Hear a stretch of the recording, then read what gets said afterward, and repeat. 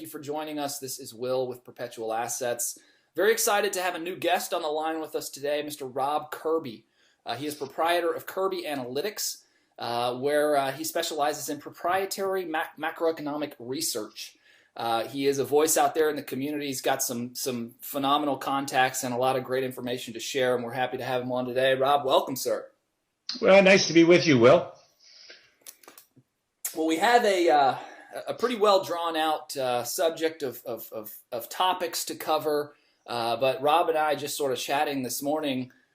He started spilling a lot of beans, and I said, "Wait a minute. Let's just start recording." So you were going to tell me about what happened last Tuesday, Rob.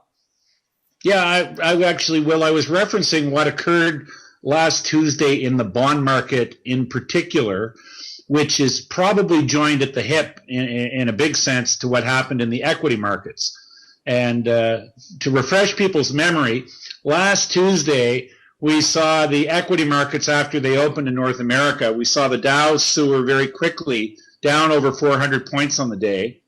And as the Dow was soaring, we saw a rally in the 10-year bond, where we saw the yield on the 10-year bond go from a previous day's close of 2.20 to an intraday low in yield of 1.85 early on Tuesday morning as the Dow was being bludgeoned.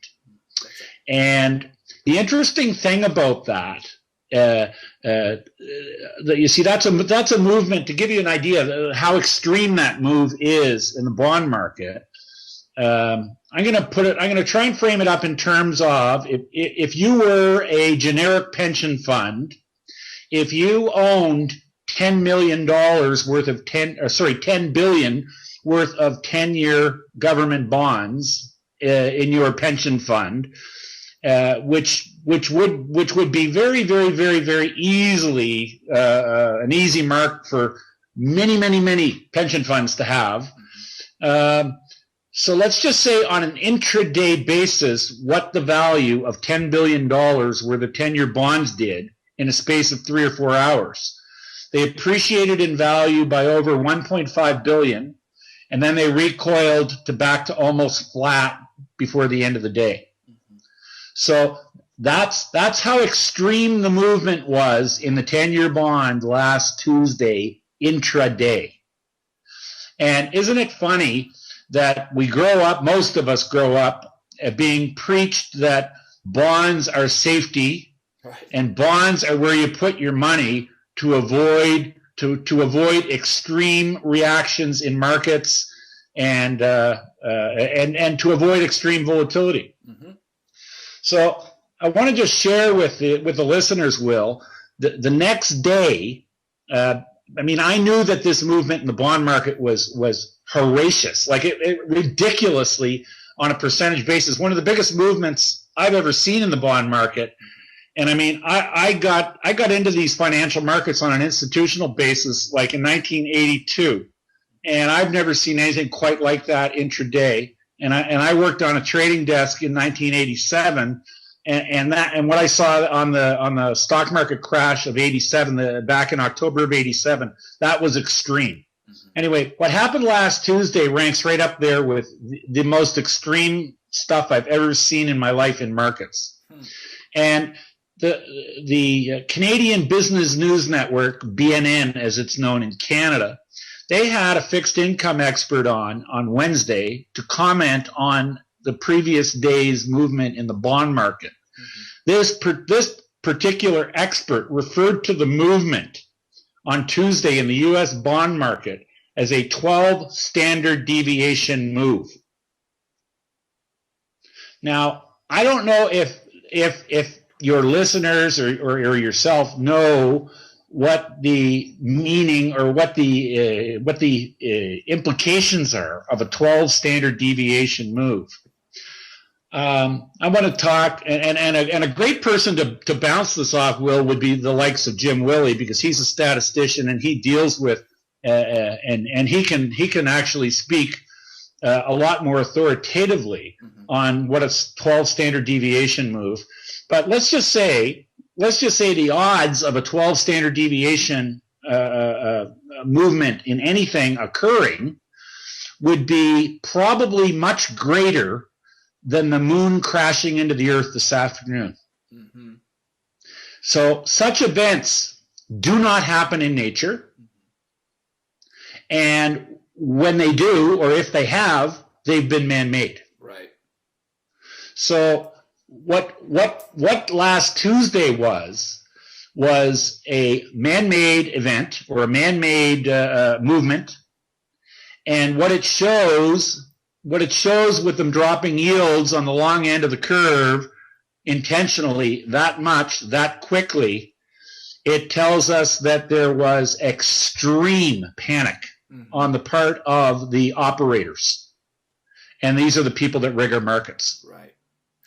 And the funny thing is, there, believe it or not, there are some fools out there. There are some fools that actually have big titles in their names and letters after their names that actually believe that last Tuesday's move occurred because there aren't enough bonds in the system. Not enough inventory. And I kid you not. There are people with like really, really, really important sounding letters after their names that actually believe that we don't have enough bonds in the system. And they refer to it as a lack of collateral. Lack of collateral. I was going to say inventory, but anyway. That's great. Well, on with the market, Rob. It after last Tuesday and the just intervolatility, right? I mean, the last couple years, it's just been sleepy in the market. We haven't really seen anything except for metals just get clobbered and stay clobbered. And the market just, slowly rises like it should under a completely manipulated regime. But here in just the last week or two, we've seen a lot of volatility come back.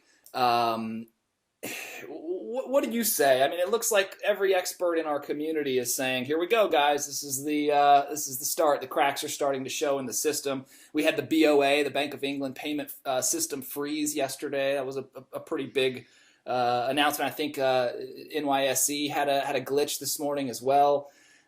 It looks like the market's just about to totally collapse. What do you see happening? Do you see this being the harbinger for another massive QE where we just get, $5, $10, $15 trillion injected and then we have a hyperinflation, or what say you?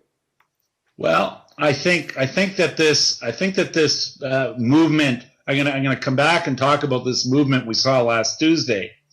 In my view, that is a tell, and it's a tell that the powers that be were extremely frightened about something that was probably occurring just under the waves in terms of systemic stress in the global financial system, and they no doubt wanted to reinforce the notion that in times of trouble, the flight to quality asset on the planet is sovereign bonds. Instead of what the historical choice of flight to quality is, namely precious metals. And this is something that needs to be reinforced over and over and over again to try and make the lemmings, which is us, believe that bonds are a flight to safety asset. And just to further along with that a little bit more, Will, if I can, please. When they speak about bonds being a flight to quality asset, what I'd like everyone to realize is that since the financial crisis in 2007, 2008, and there are some people who would debate when it really started. I believe it all began with the collapse of Bear Stearns in 07, as opposed to most people who think it really began in 08 with the demise of Lehman. But Bear Stearns, in my view, was a precursor to the Lehman event. Yeah. But in any case, there have been a number of times since that time period where the U.S. dollar has looked technically very weak, and has in fact been probing technical on the chart lows. And there have been a couple times when the U.S. dollar has actually penetrated very, very, very important technical points on charts to the downside where it looked like severe carnage could occur with the dollar. And strangely enough, that's when a number of these flight to quality ramjet jobs have occurred in the U.S. equity complex, in the bond complex, and it's been pitched to us by the mainstream press that even though the dollar was breaking down and going through critical levels on the downside, a rally out of thin air is magically produced to make bonds rally like a complete and utter crazed thing, and then we're told that it's a flight to quality. Right. Like it's so against what the precursor was. Right. Because the precursor was the dollar breaking down, and when the dollar breaks down, normally and in a free market, that would be a cue to dump your bonds. Right. Because normally a responsible person looking after a currency, if a currency is breaking down, they raise rates. And I know that because of my background in institutional markets, because that's the way it always used to be. Well, and when we had free markets. Yeah, and it's a simple premise to understand, right? You have a sovereign, in this case it's the United States Treasury, and they're issuing a 10-year debt note with interest. Well, when that interest rate plummets in the face of a stock market collapse, okay, or in the face of another Bear Stearns or Lehman Brothers moment, just trying to clarify here what Mr. Kirby is saying that happened on Tuesday, in the face of a massive collapse, or what looks like it's going to be a massive collapse, we saw the yields, the interest rate of this product go up. Go down dramatically.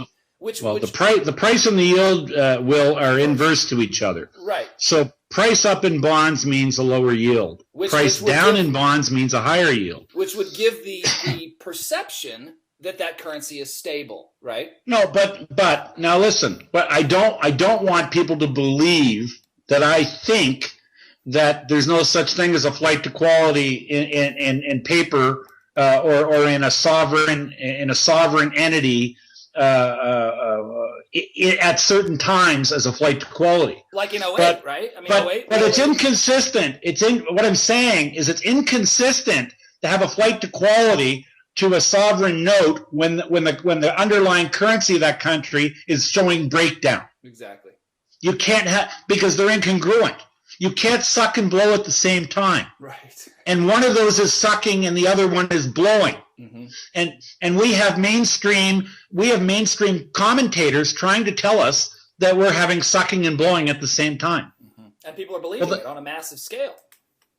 But that's fallacy. That is a lie. Yeah. Because you don't suck and blow at the same time. Nobody can. But Rob, the whole system is a fallacy and a lie. I mean, yes, right? I mean, yes. Look around. Every interview that we have, every interview that you've done. I mean, we're all like, what's going on? How are people? This is a complete fabrication. Well, the U.S. Treasury has the ability to literally plant rates right across the curve anywhere they want. And the way they do it is utilizing interest rate derivatives. Swaps, right? They utilize the umbrella over the instruments they use are called OTC swaps. OTC swaps have two major subsections. On the short end, it's FRA, future rate agreement, and on the longer end, which will be 3 years out to 10 years, they use the interest rate swap. So using the two of them, typically they'll use the FRAs to cause cascades in the short end of the market, like in the T-bills, because they make the banks captive buyers of T-bills. And the way they do that is they sell FRAs to banks. And understand, when a bank buys an FRA, they are synthetically borrowing. Okay? It's like borrowing money at LIBOR. So if you borrowed money at 3-month LIBOR, even if you did it synthetically, and if rates were falling, so if you were borrowing money in a market where rates are falling quickly, you'd want to quickly lock that loan into something that's going to yield more than what you paid for it. Mm-hmm. So when they want to make 3-month T-bills drop from 3% down to 25 basis points, which is a 275 basis point decline. Massive move, yeah. What they do is they go into the FRA market utilizing the New York Federal Reserve Trading Desk as their broker, and they have the Fed phone up the commercial banks, specifically the 5 banks of JP Morgan, Citibank, B of A, Goldman Sachs, and Morgan Stanley. They ask these banks where they will pay for instance, maybe $800 billion or $1 trillion worth of a 3-month FRA. The banks knowing what's coming, because this is the actual implementation of a cascade in interest rates being orchestrated by the U.S. Treasury. And the banks know it. And the banks know it, so they get to front run it. Right. And so the banks say, well, I wouldn't pay any more than 5 points under U.S. T-bills for that.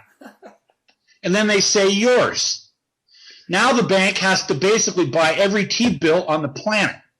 And at first they get good fills because everybody wants out because the currency's breaking down. Right. But then they find out how deep the pit is, and they realize, and to the banks doing these trades, they're just locking in profit. Right.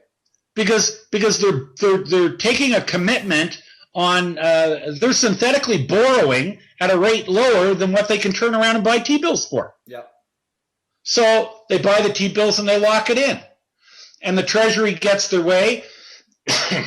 But what this does do, and what it did historically, and what it did when LIBOR was first reported as being broken back in mid-2007, in the third quarter of 2007, when this was utilized to make T-bill rates drop, the LIBOR rate didn't drop with the T-bills because LIBOR is driven off another instrument called Eurodollar futures. Mm-hmm. And Eurodollar futures, which are synonymous with LIBOR, is an indication of where banks are willing to lend money to their most creditworthy customers. Mm-hmm. And when the market broke down in 2007 in the third quarter, the U.S. Treasury was doing these FRA trades with banks, making them captive buyers of T-bills, and the T-bills were rallying, but the Eurodollar futures, which is a LIBOR product, they wouldn't budge because banks didn't want to lend money. Because banks were afraid if they loaned money, they might be lending it to another Bear Stearns that might be going bankrupt tomorrow. So banks didn't lower their LIBOR rates, and what that caused was a blowout in basis points between the short-dated T-bill and the Eurodollar future, and that spread is referred to as the TED spread. And it's when the TED spread blew out by hundreds of points, that's when LIBOR was first reported to be being broken. In 2010 or 11 or? No, that was in 2007. Oh, in 7, okay. That was in 2007. That was in the aftermath of the Bear Stearns collapse. Right. That's when the asset-backed commercial paper markets froze in the summer of 2007. The U.S. Treasury's fingerprints are all over that. The U.S. Treasury caused the LIBOR crisis. They engineered it. And the proof is right there, because all of this data, all of this OTC swap data is recorded for posterity's sake by the Office of the Comptroller of the Currency in their quarterly derivatives reports. And you can look at the books. You go back and historically look at the way the books of these commercial banks, because they have to file reports with the Office of the Comptroller of the Currency in a report called a call report, which records all of this. So you can watch it. You can watch a bank in a credit-starved environment where banks aren't even lending to each other on an overnight basis. And you watch a bank like JP Morgan in a quarter where banks can't do any credit business, interbank, and you see J.P. Morgan's derivatives book of these credit instruments, these OTC swaps, they're credit instruments. And you see J.P. Morgan in an environment where nobody else in the world can trade, but J.P. Morgan's book grows by $8 trillion in 3 months. When they gobbled up Stearns, right? Yes. Yeah. But I mean, but like that business categorically wasn't done with banks. Mm-hmm. Because I know people that are in the business, and there weren't any banks doing any business. Except for JP. Except for J.P. Morgan. They did $8 trillion. So who did they do it with? Uh-huh. Where'd you get the $8 trillion? Well, you see, it isn't $8 trillion. What they did is they what they did with their derivatives, it's like David Copperfield making a Learjet disappear. Uh-huh. And if you really think David Copperfield makes Learjets disappear... No, that's Malaysian airliners. Yeah, exactly. But I mean, but it's this kind of chicanery that was used to collapse rates and to make it, let's just remember one thing. The Fed funds rate, the Federal Reserve has the ability to set the Fed funds rate wherever they wish. Mm-hmm. Market dynamics determine where a 3-month T-bill is going to trade. Mm-hmm.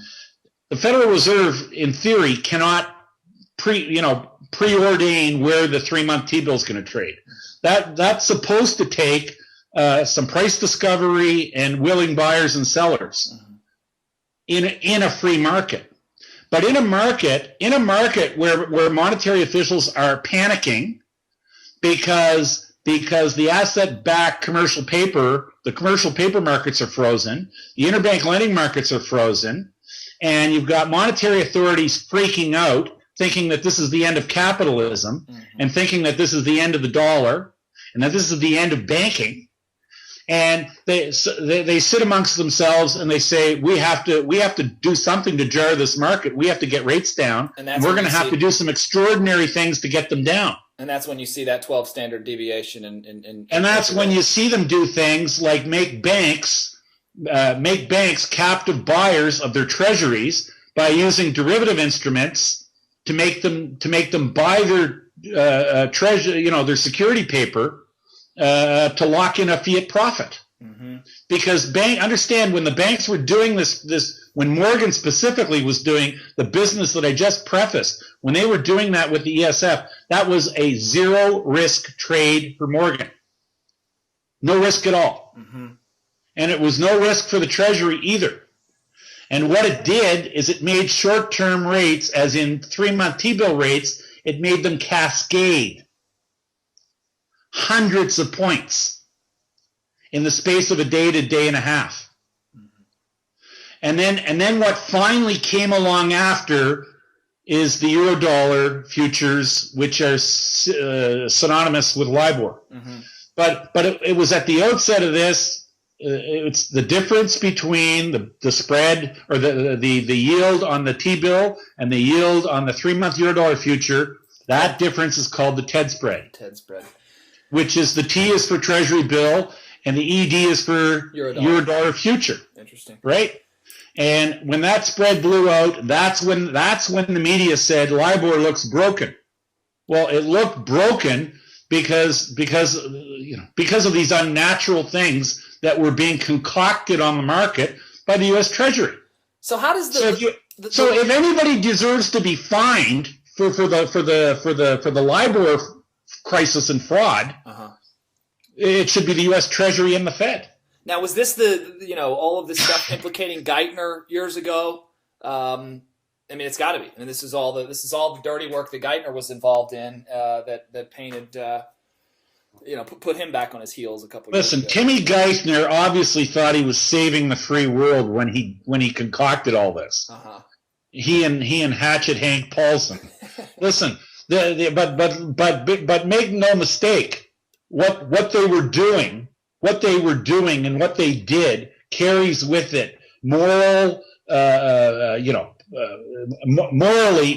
it's dangerous. Mm-hmm. And quite frankly, in my books, it constitutes financial crimes against humanity. Sure, sure.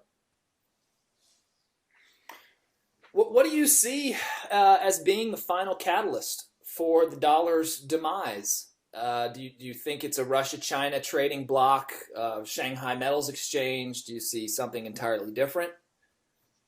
I think the end game is buried in physical precious metal, ultimately trumping the fraud that is the paper markets. So at some point, the paper, you run out of physical. At some point, these paper prices they can't be supported anymore by the underlying metal. At some point, a very, very, very large amount or a very large trade that probably the instigators of the trade will probably have felt that they've made a paper trade, and the buyer of the transaction will be of the mind that this trade is convertible into physical ounces of either gold or silver, and the person who sold them that trade ultimately will say, we don't have it. Right. And ultimately somebody will go public and say that this is just a complete and utter fraud. A failure to deliver. It'll be a massive failure to deliver. But I don't believe it's actually going to come out of COMEX at all. Right. I don't think it's going to be on any of these exchanges. Like COMEX, in my personal view, is a complete and utter fraud, and they're never going to allow it to occur there.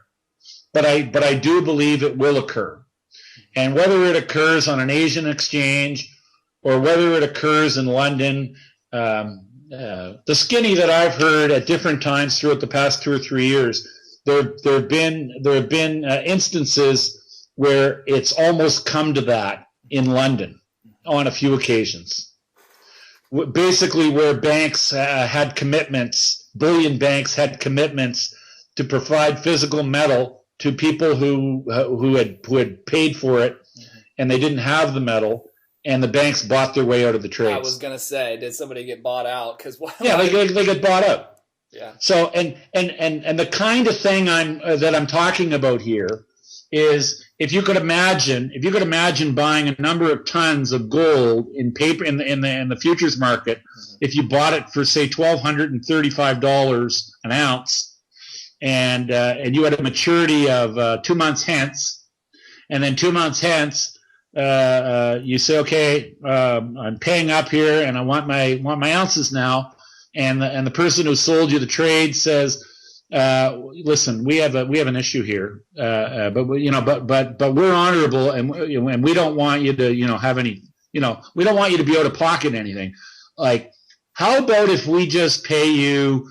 The equivalent of say $1,350 an ounce, and we'll just write you a check, and you can just forget about that trade. Forget about the $12.85 and your $50 an ounce gain. Let's slap another $100 an ounce on there for you. We'll just churn it out. We'll just print some more. Anyway, all I can tell you is I know of cases in the past number of years where instances like that have occurred.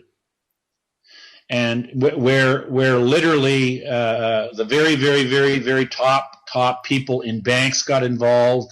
Wow. And I can tell you, in one case, a country the treasury of a country in Europe, where a lot of chocolates are made, got involved in making good on a trade. Wow. Where a bank promised metal to somebody and they didn't have it. So at some point, it's just going to be when that buyer says, "I don't want your paper. I don't want. Yes. I want the metal. And I don't want the bribe. I don't want the bribe. I don't want the paper. I just want the real thing." Yeah, and that'll be the straw that breaks the camel's back. That is how I believe it ends. Mm-hmm.